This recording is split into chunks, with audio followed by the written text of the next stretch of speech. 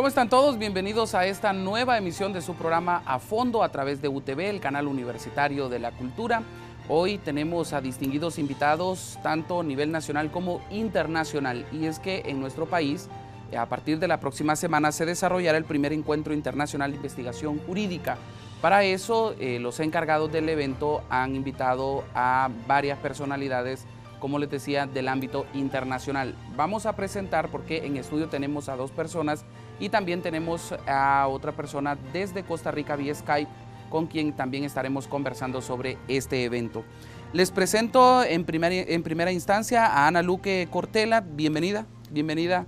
Ella es de la Universidad de Sevilla, es secretaria del Departamento de Derecho Financiero y Tributario de la Universidad de Sevilla, y va a impartir una conferencia que se llama Análisis comparativo de las últimas reformas fiscales operadas en España y Honduras.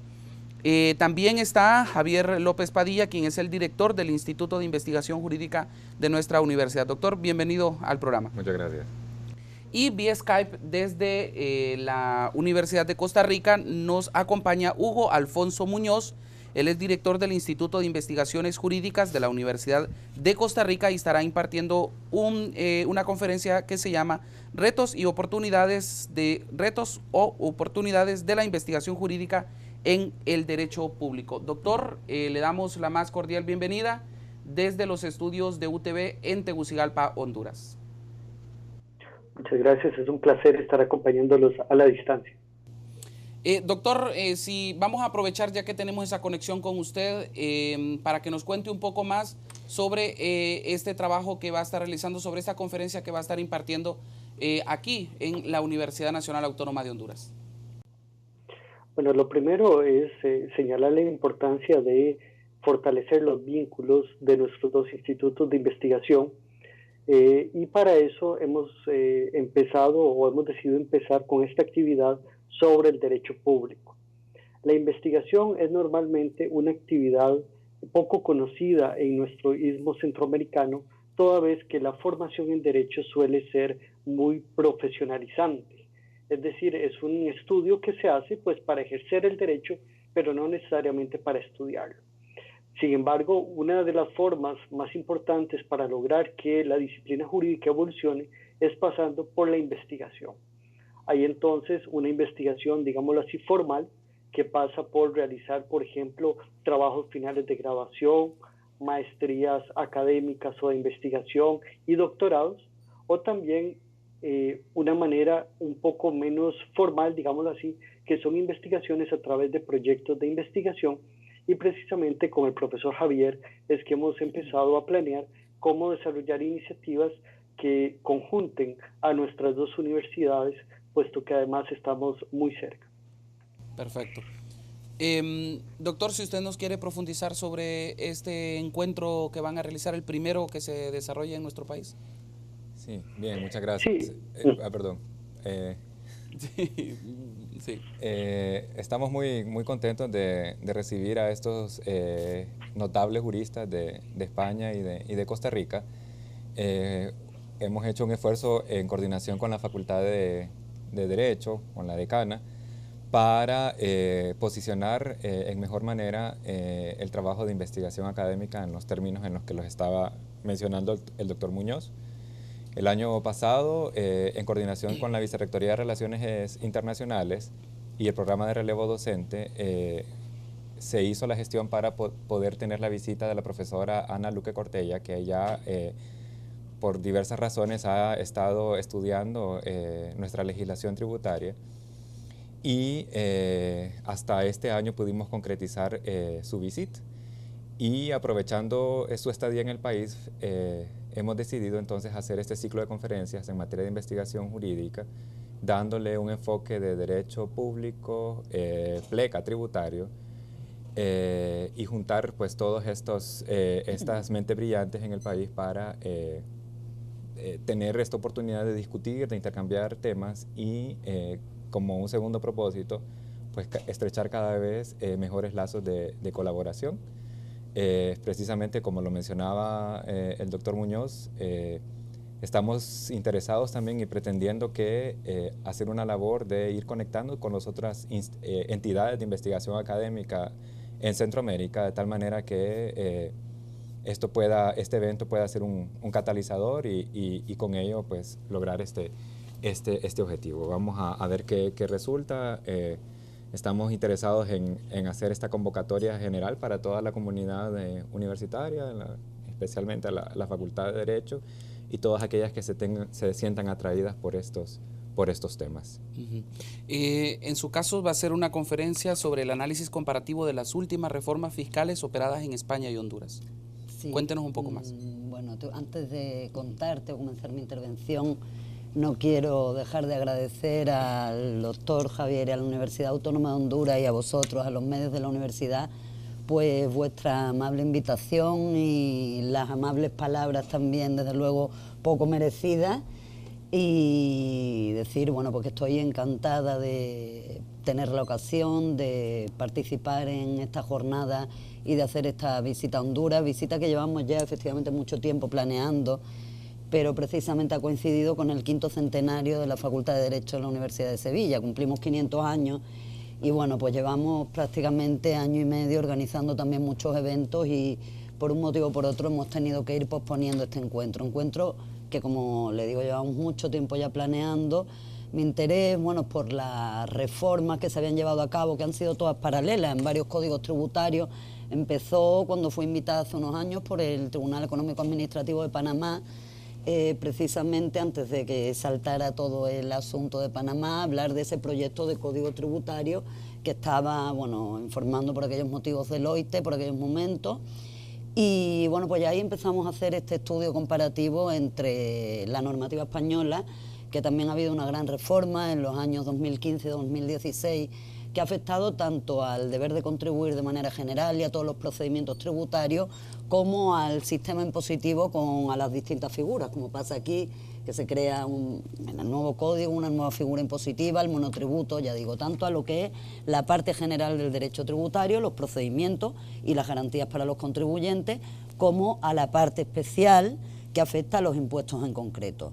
Como le digo, mi interés un poco empezó ahí, o la primera investigación, y a través precisamente de otras universidades de Centroamérica también tuve la ocasión de venir a Honduras y por aquel momento estudiar el proyecto de código tributario, que no tiene nada que ver, todo tiene que decirse, con lo que finalmente me encuentro ahora en esta nueva visita, ¿no? Que vuelvo a encontrarme ya con lo que tenemos ahora aquí, con el nuevo código tributario. Algunas cosas, bueno, pues según he tenido ocasión de ver y de estudiar, hay muchas cosas que entiendo que contribuyen a reforzar la posición y la seguridad jurídica del contribuyente y que son, pues desde luego, de valorar muy en positivo, pero es cierto, no puedo dejar de decir que me he llevado algunas sorpresas porque desaparecen algunas figuras que establecían muchas garantías previamente para el contribuyente, como el asunto de las consultas tributarias, y que me encuentro que cuando vine en mi otra visita efectivamente se regulaban en el proyecto de código tributario y que finalmente han desaparecido. Igualmente encuentro un margen de inseguridad jurídica grande en la creación de esa nueva figura, que no sé, también en estos días me imagino que tendré ocasión de conversar con algunos compañeros especialistas en la materia aquí, en el ámbito tributario, con esta nueva figura del monotributo, que creo que se prevé o ha sido creada por el nuevo Código Tributario. Sin embargo, creo que necesita un desarrollo legislativo posterior, ¿vale? Y ahí es donde creo que es muy importante la función de las instituciones, de las universidades, o la participación de los docentes y de los investigadores que nos dedicamos precisamente, bueno, pues que tenemos un poco más de tiempo para analizar o ver las técnicas legislativas y en qué medida esas nuevas figuras se crean con las garantías necesarias para los contribuyentes, y somos los que un poco desde el ámbito universitario además nos sentimos en la libertad de poder hacer valoraciones al margen de, bueno, pues otras personas más en el ámbito legislativo o político que quizás se ven mucho más condicionados en su opinión. Doctor Hugo Muñoz, ¿nos puede contar un poco qué tanto ha avanzado este tema en investigación jurídica en Costa Rica? ¿Qué experiencias manejan ustedes desde ya? Claro, se han estado refiriendo mis colegas en la mesa a la investigación en el ámbito no solamente del derecho público en general, sino específico del derecho tributario, el derecho fiscal. En Costa Rica precisamente ha habido una gran discusión en estos momentos, no tanto en la parte investigativa, sino en la parte de reforma normativa, en relación con la transformación del impuesto de ventas en el impuesto al valor agregado. Esto implica una ampliación en la base impositiva, puesto que algunos servicios que no pagan hoy en día impuesto de ventas estarían pagándolo en la modalidad del valor agregado, pues evidentemente lo que se busca es recaudar más impuestos. Ahora, en el ámbito del derecho público más general, hay diversas investigaciones que se están desarrollando en el instituto que dirijo. Algunas tienen que ver, por ejemplo, con la parte de las políticas públicas y cómo éstas se vinculan con la parte normativa del derecho.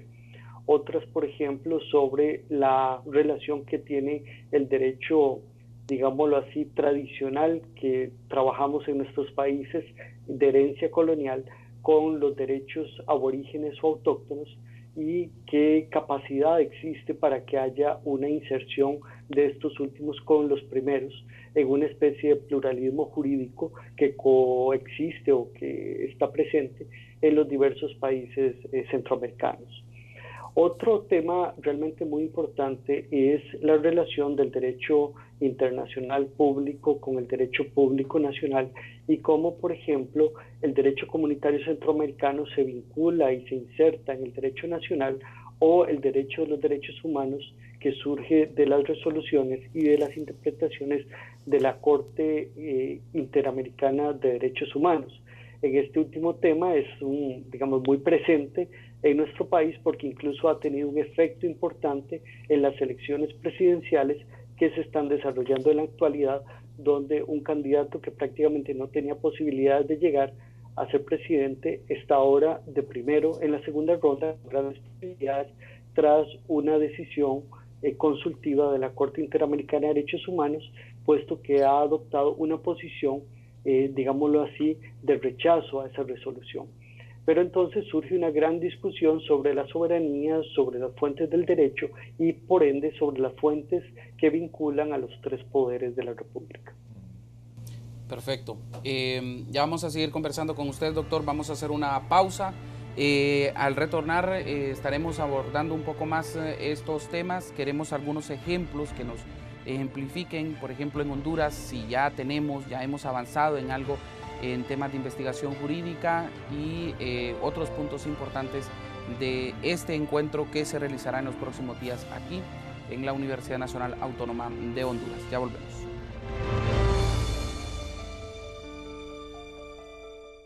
Los pastos marinos son una riqueza natural en la bahía de Trujillo. Importantes ecosistemas que sirven de alimento y refugio para diversas especies dentro del mar. Es un tesoro de la naturaleza que debemos cuidar y proteger, evitando la contaminación de las playas. Haz tu parte, no contamine las playas para que estas especies no desaparezcan. Una campaña de la Universidad Nacional Autónoma de Honduras, FUCAGUA, ICF, Marfón y este medio de comunicación.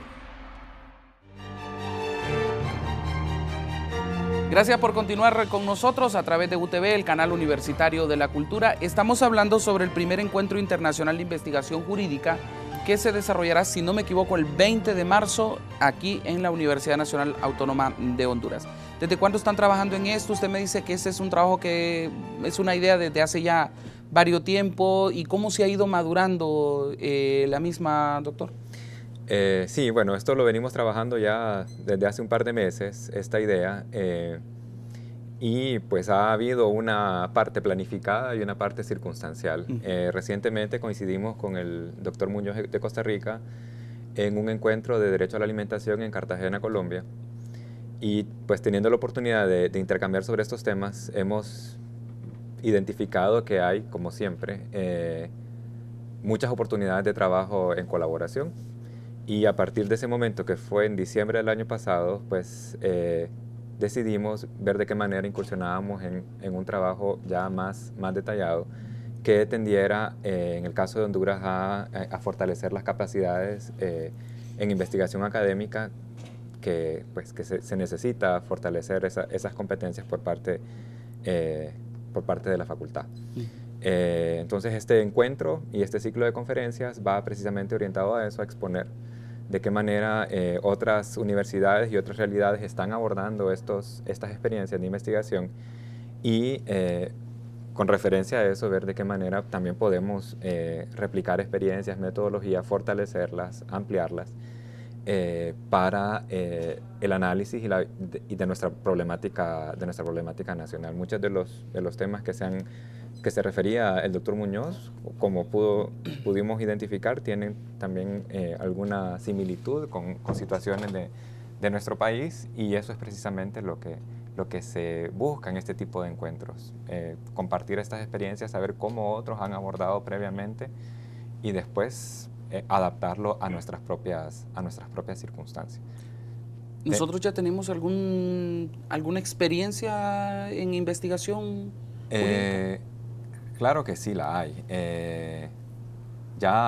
Donde se encuentran ubicadas, digamos, la mayor cantidad la mayor parte del trabajo en investigación jurídica es en los posgrados que están adscritos a la Facultad de Derecho.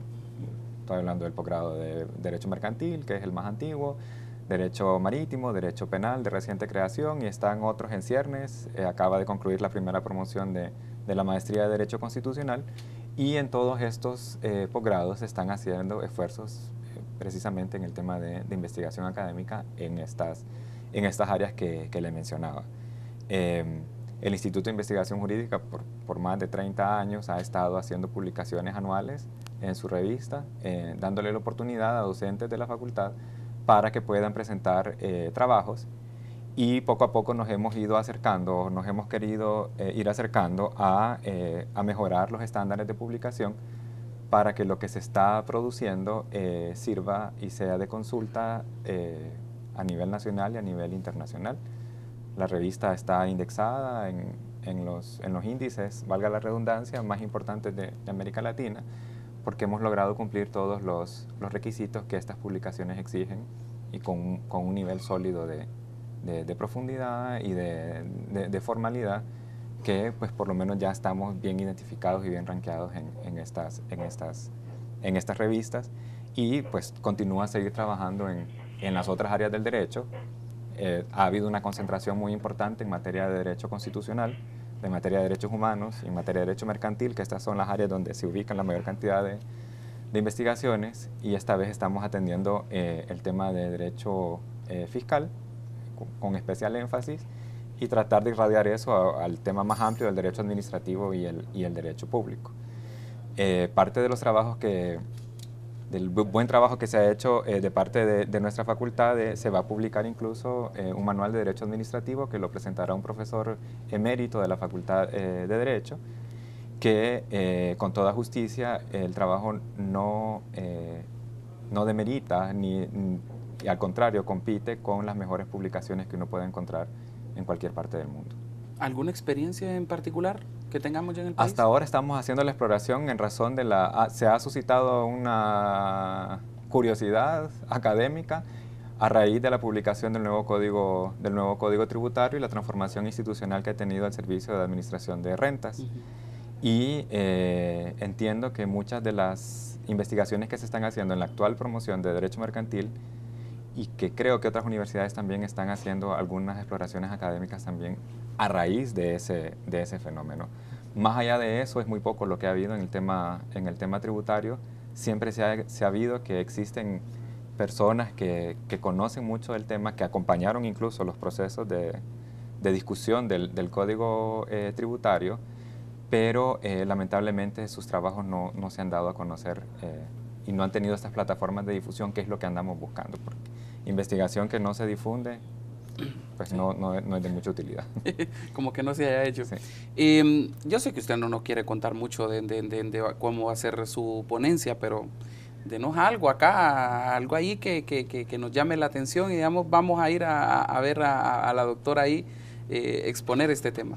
Bueno, antes también quería puntualizar, no he querido interrumpir al compañero que me precede, pero cuando hablabais de la experiencia de la Universidad Autónoma de Honduras, del Instituto Jurídico en Investigación, nosotros sí que ya habíamos tenido una colaboración previa, porque el doctor precisamente estuvo también en España, participando a través de un proyecto de investigación que tenemos en la Universidad de Sevilla, que sabéis que precisamente es una universidad española más puntera en el ámbito de investigación. De hecho, la mayoría de los proyectos de investigación del Ministerio, bueno, pues se centran, la verdad, suena, bueno, un poco feo que lo diga yo, pero precisamente en la Facultad de Derecho de la Universidad de Sevilla.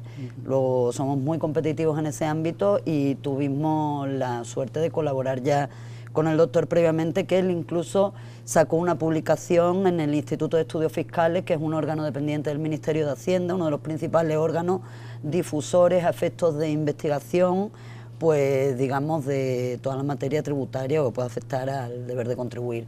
Y tuvimos la suerte de que él publicara con el Instituto de Estudios Fiscales y bueno, me parece importante también decirlo. Y bueno, y nuevamente agradecerle pues su contribución en el ámbito de la investigación allí con la Universidad de Sevilla.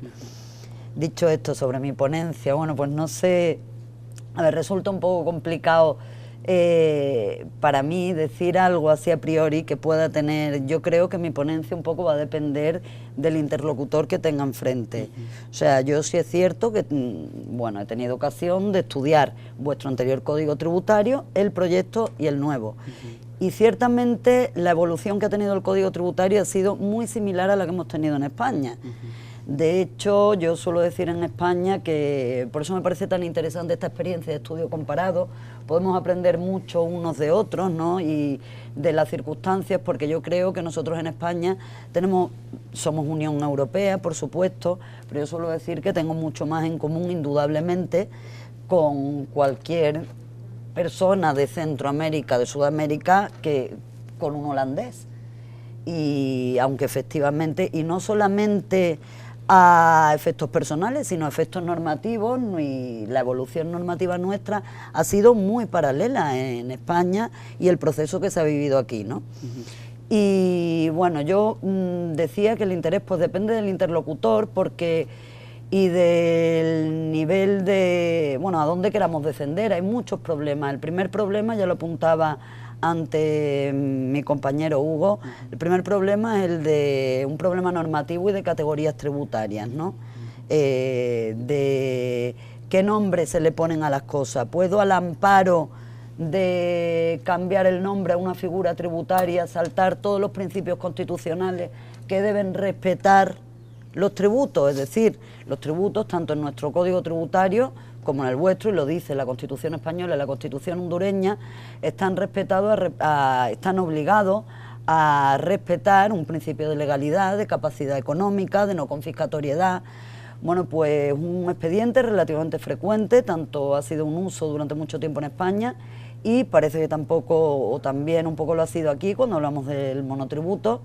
Muchas veces el legislador sencillamente le cambia el nombre a las cosas, y cambiando el nombre me salto todo el régimen, no tengo que respetar el principio de legalidad, luego puede haber un desarrollo reglamentario prácticamente en blanco, no tengo que respetar todas esas garantías que debe de tener el contribuyente a la hora de establecer un pago coactivo obligatorio. Bueno, pues ese problema de técnica normativa y de categorías tributarias me parece fundamental. Luego también me parece fundamental el tema del derecho y garantías del contribuyente.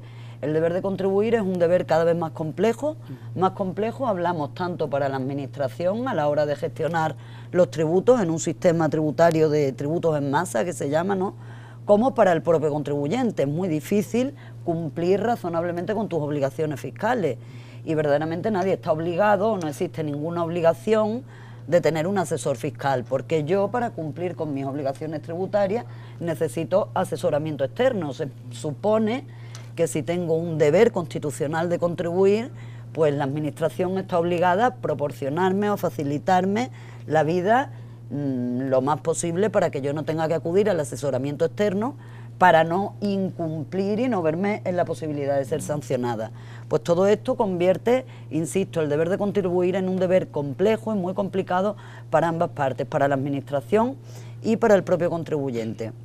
Y de ahí yo creo que vienen precisamente pues muchas de las reformas que a mí me gustaría comentar del nuevo código, ¿vale? Este deber tan complicado hace que el contribuyente esté obligado si quiere cumplir verdaderamente con el deber de contribuir, no solo a cumplir materialmente con obligaciones de pago, sino con obligaciones formales o de simple colaboración o de prestar información a la administración tributaria.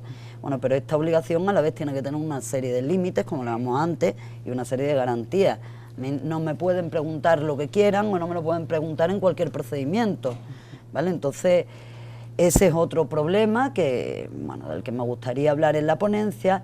Luego, también un problema de la confusión del uso de los sujetos, los obligados o llamados al pago del tributo. El Código Tributario, que antes hablaba simplemente de sujetos pasivos, ahora utiliza ya, igual que hicimos nosotros en la última reforma, utiliza un término más amplio de obligados tributarios, pero ahí mezcla, hace un batiburrillo donde se mezcla la figura del contribuyente, que es el que realiza el hecho imponible y el que por lo tanto tiene que pagar y declarar, con otras figuras que deberían de tener una finalidad absolutamente distinta, como es por ejemplo el uso del responsable. El responsable es un tercero que está colaborando con la administración y se está haciendo garante de que el contribuyente cumpla.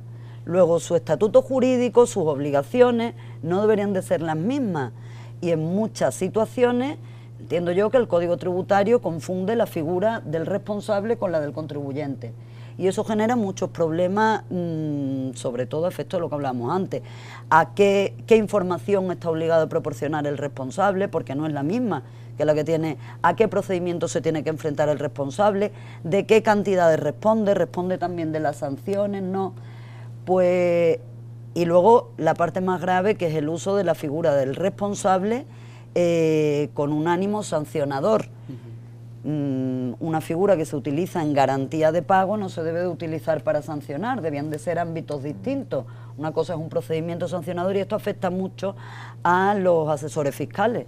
De hecho, uno de los grandes debates ahora en España, por este tema precisamente de confusión, que he notado también en vuestro nuevo código, es que, por ejemplo, el administrador de una sociedad queda frente a la administración tributaria en mucho mejor posición que el asesor fiscal o el abogado.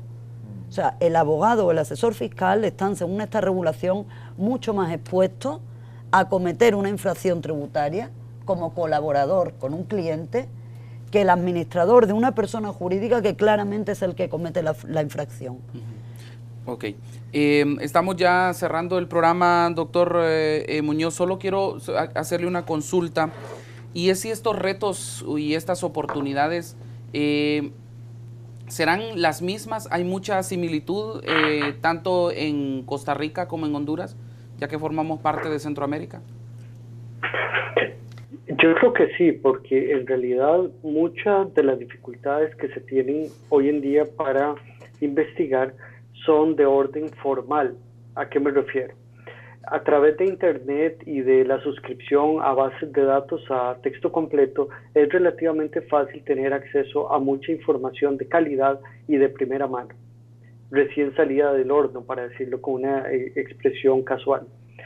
Lo cierto es que lo que se vuelve complicado ahora es la capacidad y ese rigor académico que permite discernir cuál es la información más importante y cómo estructurarla en un trabajo típico de investigación jurídica que consiste principalmente en una revisión bibliográfica. Otra de las dificultades tiene que ver precisamente con la investigación aplicada y ver cómo se desarrollan mecanismos en las universidades para realizar investigación por contratación o con vínculo remunerado externo, como le llamamos acá en la universidad. Eso tiene implicaciones no solo por el hecho de una especie de venta de servicios en donde lo que se busca es que la universidad haga una investigación aplicada, sino también para ver cómo esta investigación se vincula con la docencia clásica, es decir, cómo se pueden sumar los esfuerzos investigativos con la colaboración de estudiantes en calidad de asistentes de investigación. También el profesor Javier López señalaba la importancia del rigor en las publicaciones. Las revistas que tenemos suelen carecer normalmente de revisiones por pares externos o por consejos editoriales que tienen protocolos de revisión bien establecidos, y eso es importante precisamente porque la garantía de la revisión de los pares es lo que permite valga la redundancia, garantizar o dar fe de la calidad académica de un trabajo. Si la dificultad de la investigación interdisciplinaria, que debe ser fortalecida en el sentido de vincular a nuestras facultades e institutos de derecho con otras unidades académicas que también participan en el conocimiento en diversas disciplinas. Por ejemplo, se mencionaba ahora lo tributario, con finanzas y con contaduría pública es esencial en este sentido. Ya para finalizar, algunas palabras de su parte. Bueno, quiero agradecerle muchísimo este espacio que me han brindado y también espero con ansias poder desplazarme a Honduras la semana de esta actividad para compartir con mis colegas allá aspectos fundamentales en que podríamos trabajar y colaborar en la investigación y en otros ámbitos del derecho. Gracias, doctor. Es un placer haber estado con usted, aunque sea vía Skype. Aquí nos veremos en el tiempo del evento. Muy agradecido. No sé si tienen algunas palabras antes de que finalicemos este programa. Doctor. Sí, nuevamente yo estoy muy agradecido con los profesores visitantes y con todas las personas que se han suscrito sin dudarlo a la realización de este evento. Estamos con las expectativas muy altas y muy confiados de que esto va a resultar bastante bien y que esto pues honra a la Facultad de Derecho de una manera importante. Excelente. Doctora. Bueno, pues yo como empecé mi intervención simplemente agradeceros especialmente a la Universidad Autónoma, a los medios y aquí al doctor Javier la invitación y espero, como decían mis compañeros, que la experiencia sea de lo más interesante, de lo más productiva para no solamente en el ámbito universitario, sino que eso se traduzca en las publicaciones que salgan de aquí, que también en la transferencia de conocimiento y para el exterior, no solamente para el medio universitario, sino también en el ámbito de los abogados, asesores fiscales, porque nuestras investigaciones al fin y al cabo no tienen sentido si luego no tienen una eficacia también en la práctica, ¿no? Entonces espero que lo que saquemos de aquí pues beneficie pues a todos esos colectivos, no solo al universitario, y muchas gracias. Gracias, muchas gracias. Bien, gracias por habernos acompañado. Ya saben, siempre a través de UTV, el canal universitario de la cultura. Nos vemos en la próxima emisión. Hasta entonces. Los arrecifes coralinos de Trujillo forman parte del sistema mesoamericano de arrecifes, un tesoro de la naturaleza en nuestro país. Para cuidar este recurso valioso, sigue estas recomendaciones. No tires basura. Limpia diariamente el área de la playa si la usas. Comparte estos consejos con amigos o familiares. Una campaña de la Universidad Nacional Autónoma de Honduras, FUCAGUA, ICF y este medio de comunicación.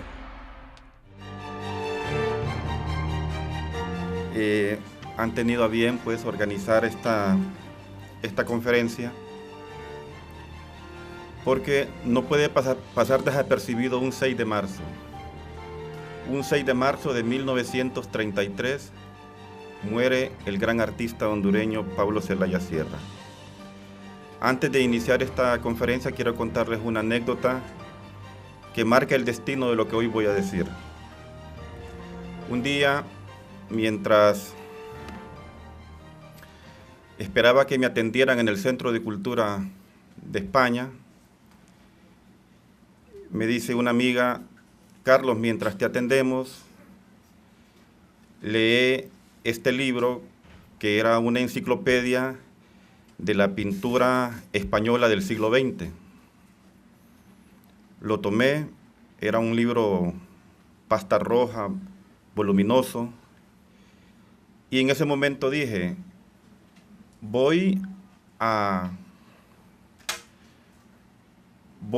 estudiar la biografía del que fue maestro de Pablo Zelaya Sierra en la Academia de San Fernando. Me refería entonces me refiero a Daniel Vázquez Díaz. Obviamente en el libro estaba la biografía de Daniel Vázquez Díaz.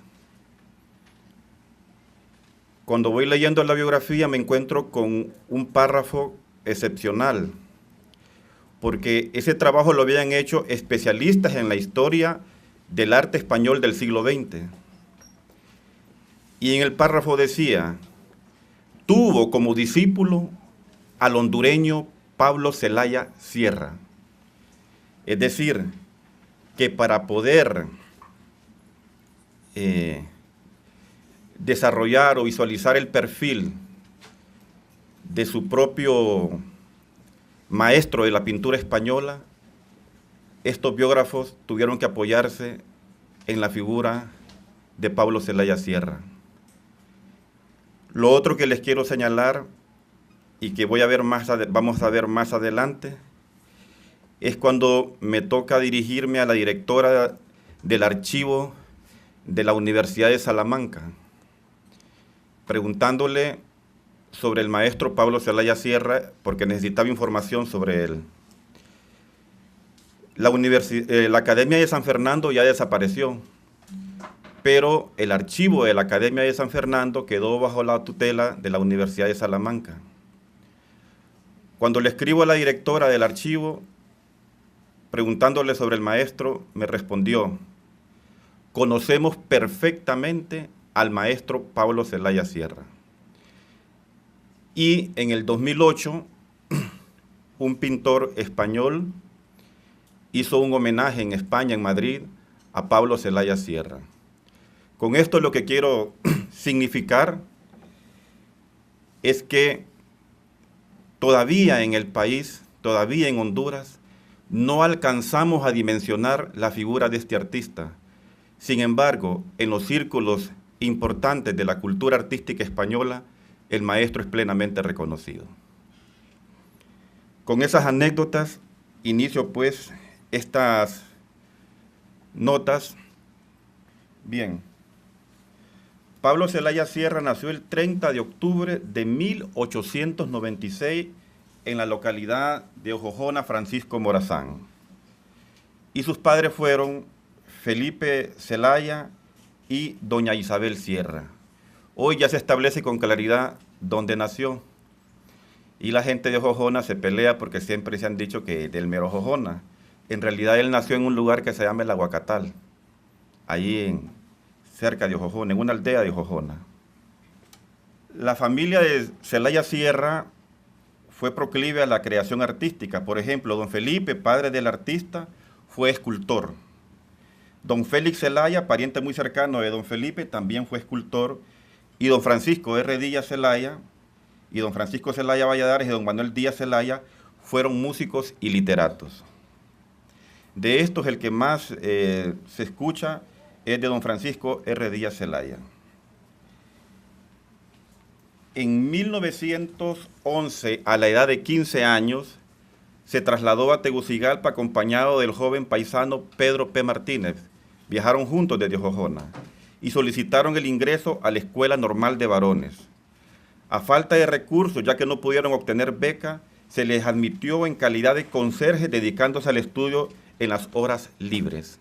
Es decir, el gran maestro Pablo Celaya Sierra, para poderse sostener, inició de conserje. En la investigación que estoy realizando, Pedro P. Martínez aparece como el alumno número 50 de la lista, matriculados en 1911, y Pablo Celaya Sierra aparece con el alumno dentro de la lista número 52. Ya para 1912, tanto Pedro como Pablo aparecen como alumnos becados gracias a la gestión de don Pedro Nufio. Don Pedro Nufio apreció mucho a Pablo Celaya Sierra. En el informe correspondiente al año 1911-1912, se nota que Pablo Celaya Sierra del primer curso es uno de los alumnos más sobresalientes. De igual manera destacan Joaquín Soto, Jesús Aguilar Paz, el que hizo el mapa de Honduras, Pompilio Ortega, Rodolfo Rojas, ese es el nombre de la escuela donde yo cursé tercer grado en las fincas bananeras, entre otros. Eran parte de los personajes de la época que rodearon la figura de Pablo Celaya Sierra. Quiero decirles que encontré las calificaciones de Pablo Celaya Sierra en esa época y tenía entre 4 o 5 en dibujo. ¿verdad? No era malo, ya se miraba entonces quién iba a ser el gran maestro. Es de hacer notar que Pablo Zelaya Sierra desarrolló una escolaridad paralela, ya que en la escuela práctica de la normal cursaba 4º grado de primaria, mientras en la normal de varones se le permitió ingresar en calidad de oyente al primer curso de enseñanza.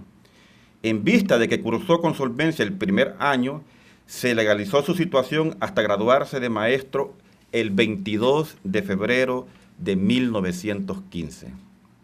Ese año, Pablo Zelaya Sierra se gradúa como maestro de la normal de varones. Pero ya para 1916 emprendió ese viaje memorable a San José, Costa Rica, pero antes se detuvo en Nicaragua. Cuando al fin llegó a Costa Rica se vio obligado a trabajar como docente, aunque su interés era formarse como artista, anhelo que abrigó desde que el profesor Nicolás Urquieta le enseñó a manejar el pincel. En Costa Rica trabajó en el pueblo de Nicoya y estando ahí tuvo noticias de que faltaba un catedrático para la clase de dibujo y pintura en el Liceo San José.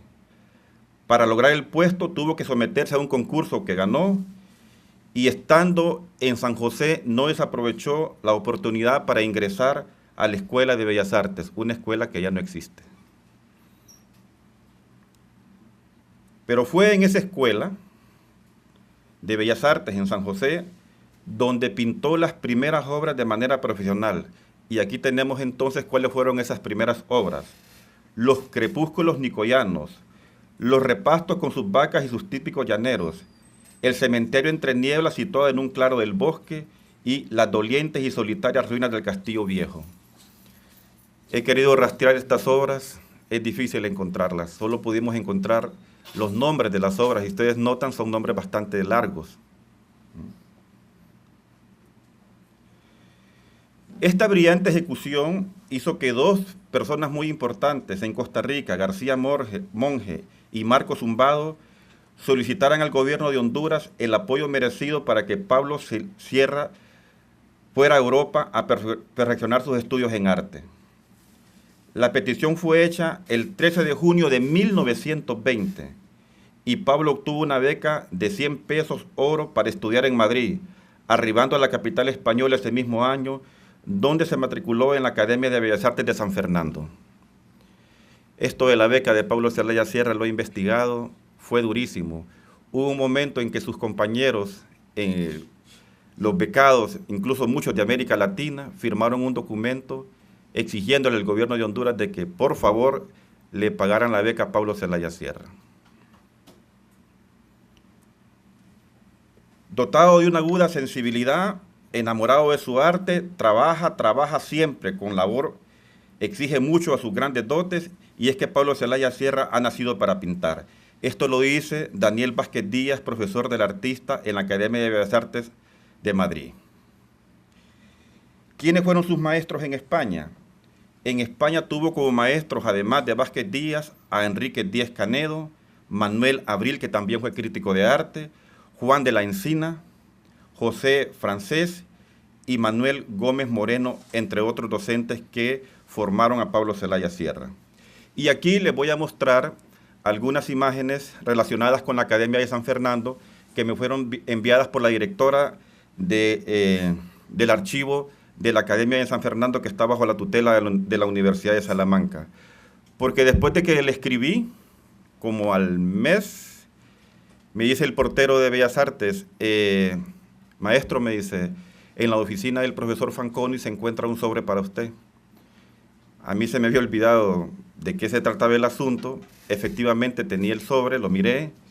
Cuando lo abrí me di cuenta que venía un libro sobre la Academia de San Fernando, donde Pablo Zelaya Sierra había estudiado. Y venía algo más. La directora del archivo me envió las calificaciones de Pablo Zelaya Sierra. Esas las tengo guardadas ahí. Y son como un tesoro porque estamos en investigación para poder producir un libro. Esta es la fachada principal del edificio de la Academia de San Fernando donde estudió el maestro. Luego, el vestíbulo y la escalera de la escuela. Se parece a la de Bellas Artes, ¿verdad? No, y lo digo sin ironía, hay ciertos perfiles ahí.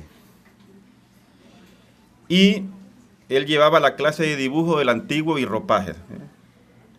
Ahí se puede ver con el trabajo de los alumnos con sus maestros.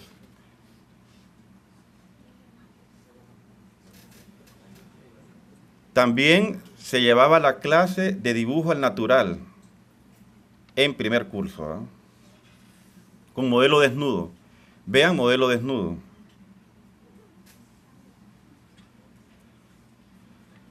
Clase de dibujo natural, segundo curso, también con modelo desnudo. En Bellas Artes el modelo desnudo se introdujo en 1943. Tal vez el subdirector de la escuela que está por acá me dice cuándo desapareció el modelo desnudo en Bellas Artes, porque hoy hay modelo, pero no totalmente desnudo o desnuda. Pero una gran parte de estudiantes de la escuela se formaron con modelos totalmente desnudos. Esta clase es modelado de esculturas. No me digan que este no tiene referencia a la gran sala de dibujo que tenemos en la escuela, ¿verdad? ¿Sí?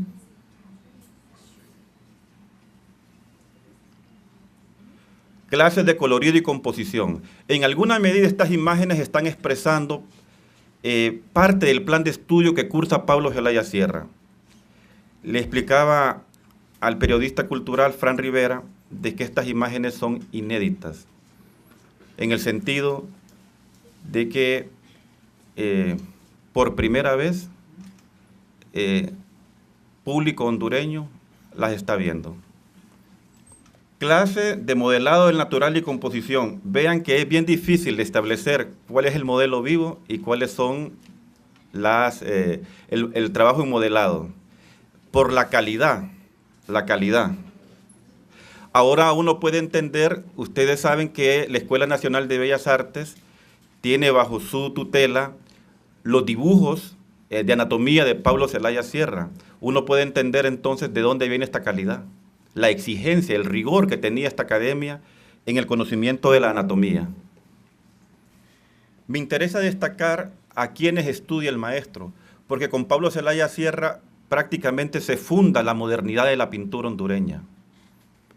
Si hay alguien que abre el camino para la modernización de la plástica en Honduras, es el maestro Zelaya Sierra. ¿A quiénes estudió? Durante su formación, Zelaya estudió las obras de Rubens, Velázquez, Delacroix, Van Eyck, Sanzio, Goya, Durero, Tiziano. También estudió a Rembrandt y la obra de Poussin, el impresionismo de Monet. Se formó estudiando a Cézanne, Manet y Seurat. También fue influido por las vanguardias, especialmente por el cubismo de Picasso, de Brecht, Glade y Messenger, entre otros. Estoy seleccionando solo unos. Pero él tuvo una relación directa con estas obras y con estos artistas. Directas. Hay una anécdota que cuenta uno de sus maestros que dice que cuando vio la obra de Cézanne, Zelaya lloró. El impacto que le genera la obra de Paul Cézanne. Y yo les he dicho a mis alumnos en la clase de filosofía del arte, es imposible comprender el largo camino de la modernidad sin la obra de Cézanne. Y yo creo que en la Escuela de Bellas Artes hace falta una conferencia rigurosa sobre el maestro Cézanne, porque a partir de ahí se funda una nueva estructura plástica en el mundo, en la obra de Cézanne. Y Pablo Zelaya Sierra aprendió mucho de la obra de Cézanne. Vean esta diapositiva, o léanla. En un día gris va a la antigua Toledo y pinta 2 cuadros. Uno en el que expresa los bellísimos alrededores de la ciudad y en el otro el más atractivo de sus suburbios. Sobre el primero dijo el maestro Vázquez Díaz que lo prefería a toda la obra de Corot. Y óigame bien, Corot en ese momento era el maestro del paisajismo francés. Y Pablo Celaya Sierra pinta 2 obras, y sería mucho atrevimiento, pero es que quien lo dijo no era cualquiera. Daniel Vázquez Díaz era una autoridad en la pintura española. Y para que este hombre dijera que uno de los cuadros que pinta a la salida de Toledo lo prefería, uno, a toda la obra de Corot, estamos hablando de un hombre de una gran dimensión, de una dimensión universal. Y sigamos explorando su obra. Su exposición más celebrada fue la que se realizó del 16 al 29 de febrero de 1932 en el Ateneo de Madrid. Ahí presentó las siguientes obras y están los nombres. Ustedes las pueden leer. Paisaje, pájaros, desnudos, Extremadura, Ávila, Toledo, bodegones, 5 cuadros sobre palomas, paisaje de Cuenta, la aldea, y me interesa el título de la última, Pintura, porque ya en ese momento, dentro de la estética universal, se estaba dirigiendo un movimiento como el impresionismo y el postimpresionismo y el cubismo, donde encontraban el sentido de su significación en la pintura misma. Por eso no es casual que cuando la pintura comienza a hablar, ya no preocupada tanto por la anécdota, por lo narrativo, por los temas, cuando la pintura se empieza a pronunciar sobre su propio lenguaje, no es casual que Pablo le llame a una de sus obras Pintura. Y ahora, una foto memorable. Es el maestro Pablo Celaya Sierra en su estudio. La mirada a la cámara. Creo que por ahí hay una obra que le regala Zúñiga Huete. Y la fotografía es que dar el crédito es de Rubén Merlo López. Olvidé poner ese crédito ahí, pero es de él porque él la pulió, ¿sí?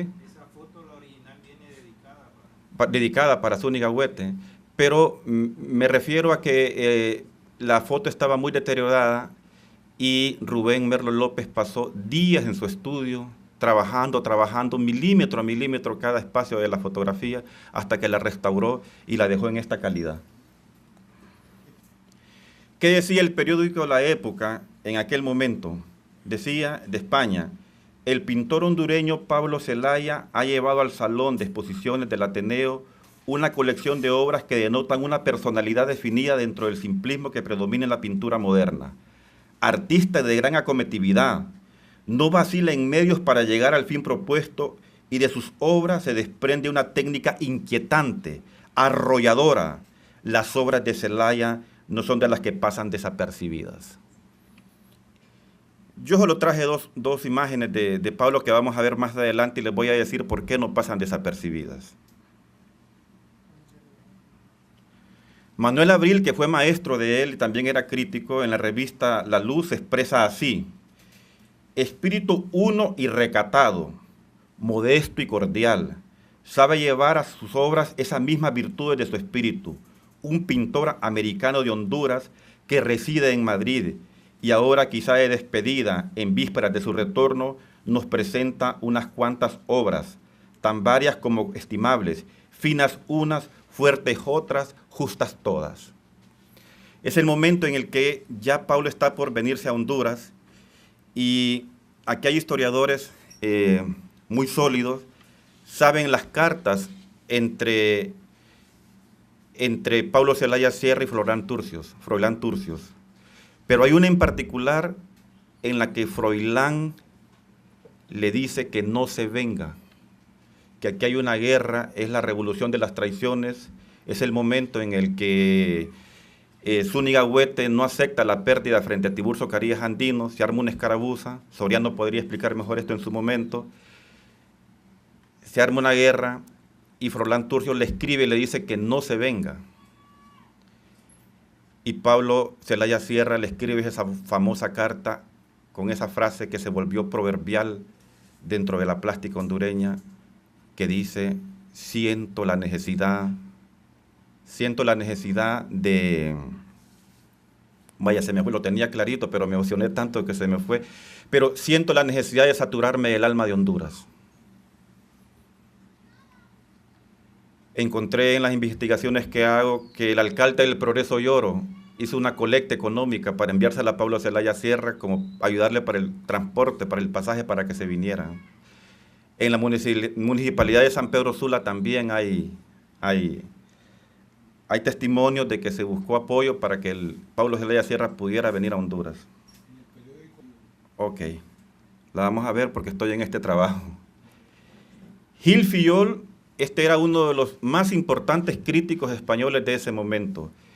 Gil Fillol escribe lo siguiente: su pintura, más por intuición que por recuerdo, delata el abolengo americano, pintor de su época, hijo de una generación que ha conocido la lucha del impresionismo contra la pintura académica, que ha presenciado las desilusiones del posimpresionismo y que asiste a la turbadora impaciencia del alumbramiento del nuevo arte, pintor inquieto, pero la inquietud en arte no debe calificarse de defecto, es más bien un privilegio espiritual que coloca al artista en trance de todas las posibilidades. Con esto lo que está diciendo es que Pablo Zelaya Sierra está entrando ya en el gran debate de la pintura de vanguardia de aquella época. Está ya debatiendo con el impresionismo, con el postimpresionismo, con el cubismo, con el expresionismo. Hay parte de su pintura que tiene un toque expresionista bastante inquietante. Pero además, Francisco Alcántara, con motivo de una exposición de artistas iberos, escribe en el diario El Sol de España: Zelaya es muy culto y de exquisita sensibilidad, como le demuestran sus obras, que parecen realizadas en centros del más característico ambiente moderno de Madrid. Me pregunto, en estos días, ¿podrá la crítica universal hablar con la misma intensidad de un artista hondureño? Esos eran momentos duros. Sin embargo, he estado rastreando estos comentarios para que ustedes tengan una idea de qué pensaban sus docentes, qué pensaban los artistas y qué pensaba la crítica española del maestro Pablo Zelaya Sierra. Cuando Zelaya Sierra regresa, encuentra un ambiente sórdido, todavía salpicado por sangre, por la contienda fratricida que se conoció como la rebelión de las traiciones. Aún así, se prepara para realizar una exposición de la obra realizada en los últimos 10 años, pero la inestabilidad social y su repentina enfermedad impidieron que la muestra se concretara, dejando escrito el texto de presentación bajo el título Hojas escritas a lápiz. Aquí entiendo que Hojas escritas a lápiz no solamente fue un manifiesto, sino que también fue el texto de presentación particular que él había desarrollado para esta muestra que nunca se desarrolló en Honduras. Él trajo una enorme cantidad de cuadros, llegó a Puerto Cortés, pasó por Comayagua, llega a Tegucigalpa. En octubre de 1932 tiene el propósito de hacer estas obras, de hacer esta exposición, no la realiza, solo deja escrita el manifiesto, Hojas escritas a lápiz, creo que él lo traía de España.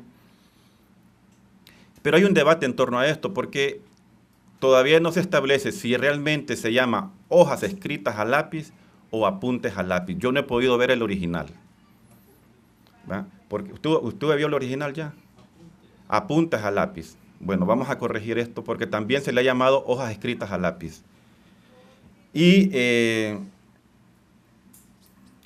en ese momento que vino a Honduras está este conflicto armado y cuenta Visitación Padilla, esto lo voy a contar aquí por primera vez, cómo nace el cuadro Hermano contra Hermanos, que ya van a ver, pero antes de que lo miren, yo prefiero contarles la anécdota. Dice que en ese conflicto que se genera en 1932, dos personas de bandos opuestos se agarran a machetazos ahí por el mercado. Pablo Zelaya Sierra va con Visitación Padilla y ve la escena Y de esa escena surge hermano contra hermano. Para el maestro Celaya Sierra, mi honor y mis respetos. Muchísimas gracias.